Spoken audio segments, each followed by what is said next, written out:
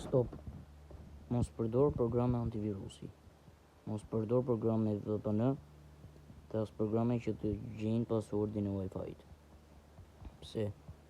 Antiviruset premtojnë mbrojtje të telefonit, po kur ta kuptosh ti, kanë hikur të dhënat për kuptoni vetë juve. VPN-t të gjurmojnë aksesin në internet, premtojnë privatësira në internet. Çfarë premtojnë? Po. Jo, nuk ti sigurojnë ato. Kurse këto që gjejnë One face near bottom edge.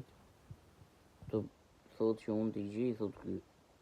Po mirë më, ti mi gjen, po të dhanat e mia qa u ben?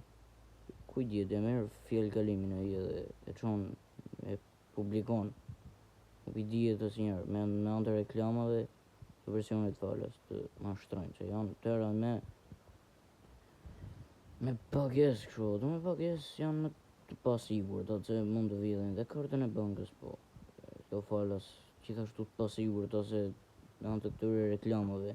Këto aplikacionet që kanë ADD reklama, dijeni se mbledhin të dhëna.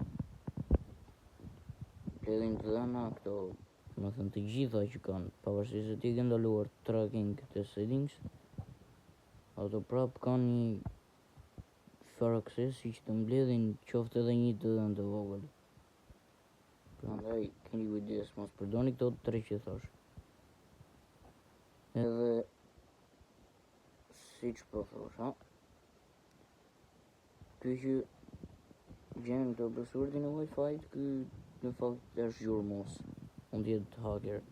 Doli një aplikacion Wi-Fi hack me emër në App Store, se shkërkova thash, po i fus në një virus internetit shtëpisë.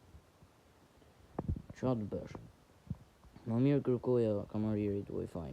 Më mirë VPN-t, unë mbyll diçka se këto kështu i përdorin VPN-t për të hapur gjëra. Unë mbyll diçka, s'ka gjë. Prit duro.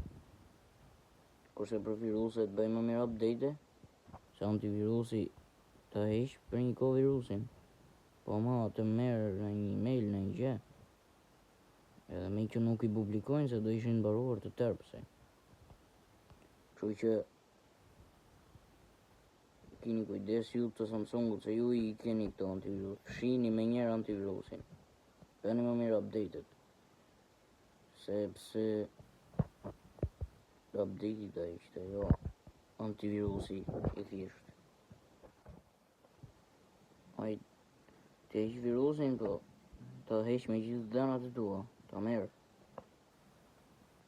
Prandaj mblidhni mend.